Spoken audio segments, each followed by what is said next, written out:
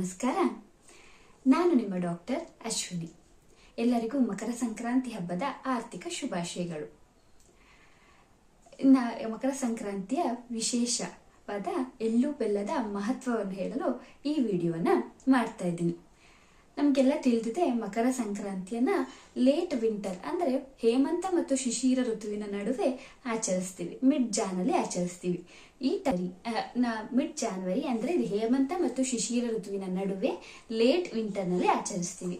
Late winter season ಅಲ್ಲಿ ಹೇಗಿರುತ್ತೆ, ನಮ್ಮ ಸುತ್ತಮುತ್ತದ ವಾತಾವರಣ ತುಂಬಾ ಚಳಿ ಇರುತ್ತೆ. ಹಾಗಾಗಿ ನಮ್ಮ ದೇಹ ಅದರ ಟೆಂಪರೇಚರ್ನ ಮೇಂಟೈನ್ ಮಾಡೋಕೆ ತನ್ನ ಮೆಟಬಾಲಿಕ್ ರೇಟಸ್ ನ ತುಂಬಾ ಹೈಲಿರುತ್ತೆ, ತುಂಬಾ ಕ್ಯಾಲೋರೀಸ್ ನ ಬರ್ನ್ ಮಾಡ್ತಾ ಇರುತ್ತೆ. ಅದಕ್ಕೋಸ್ಕರ ನಾವು ಈ ಟೈಮಲ್ಲಿ ಹೆವಿ ಫುಡ್ ನ ತಗೋಬೇಕಾಗತ್ತೆ. ಅದಕ್ಕೋಸ್ಕರನೇ ನಮ್ಮ ಪೂರ್ವಜರು ಈ ಮಕರ ಸಂಕ್ರಾಂತಿ ಟೈಮಲ್ಲಿ ಈ ಎಳ್ಳು ಬೆಲ್ಲವನ್ನ ಹಂಚೋದು ಮತ್ತೆ ಹಂಚೋದನ್ನ ಕಷ್ಟವಾಗಿ ಮಾಡಿದ್ದಾರೆ. ಈ ಎಳ್ಳು, ಬೆಲ್ಲ, ಕೊಬ್ಬರಿ ಈ ಮೂರು ಸಹ heavy for digestion, high calorie ಇರುತ್ತೆ. ಇದರಲ್ಲಿ ಹೈ ಕ್ಯಾಲೋರಿ ಸಿಗುತ್ತೆ ಈ ಮೂರು ಇದ್ರಲ್ಲೂ ಮತ್ತೆ ಈ ಮೂರು ಸಹ ಸ್ನಿಗ್ಧ, ವರ್ಣ್ಯ ಮತ್ತೆ ಬಲ್ಯ ಮತ್ತೆ ಕೇಶ್ಯನು ಸಹ. ಈ ಚಳಿಗಾಲದಲ್ಲಿ ನಮ್ಮ ಸ್ಕಿನ್ ಅದ್ರ ಟೆಕ್ಸ್ಚರ್ ನ ಕಳ್ಕೊಂಡು ಫುಲ್ ಡ್ರೈ ಆಗೋಗುತ್ತೆ. ಮತ್ತೆ ನಮ್ಮ ಹೇರು ಸಹ ಅದ್ರ ಟೆಕ್ಸ್ಚರ್ ನ ಕಳ್ಕೊಳ್ಳುತ್ತೆ.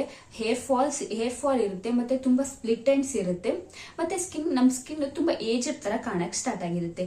ಈ ಮೂರು ಅದ್ರ ಕಾಂಟ್ರರಿ ಆಗಿ ಆಕ್ಟ್ ಮಾಡಿ ನಮ್ಮ ಒಳಗಿನ ಸ್ನಿಗ್ಧತ್ವ, ನಮ್ಮ ಒಳಗಿನ ಆಯಿಲ್ ಅಂಶನ ಹಾಗೆ ಉಳಿಸುತ್ತೆ. ಮತ್ತೆ ಈ ಮೂರಲ್ಲೂ ಸಹ ವಿಟಮಿನ್ ಇ ಇರೋದ್ರಿಂದ ನಮ್ಮ ಏಜಿಂಗ್ ಪ್ರೋಸೆಸ್ ನ ಕಡಿಮೆ ಮಾಡುತ್ತೆ, ನಮ್ಮನ್ನ ತುಂಬಾ ಯಂಗ್ ಆಗಿ ಕಾಣಕ್ ಹೆಲ್ಪ್ ಮಾಡುತ್ತೆ. ಈ ಎಲ್ಲಾ ಕಾರಣಗಳಿಂದ ಈ ಮಕರ ಸಂಕ್ರಾಂತಿಯಲ್ಲಿ ನಾವು ಎಳ್ಳು ಬೆಲ್ಲನ ತಿನ್ಬೇಕು. ಇಷ್ಟು ಎಳ್ಳು ಬೆಲ್ಲದ ಮಹತ್ವ. ಈ ಕಂಟೆಂಟ್ ನಿಮಗೆ ಇಷ್ಟ ಆಗಿದ್ದಲ್ಲಿ ಮುಂದೆ ಬರುವ ಇಂತಹ ಕಂಟೆಂಟ್ಗಾಗಿ ಪ್ಲೀಸ್ ನಮ್ಮ ಚಾನಲ್ಗೆ ಸಬ್ಸ್ಕ್ರೈಬ್ ಮಾಡಿ ನನ್ನನ್ನು ಸಪೋರ್ಟ್ ಮಾಡಿ.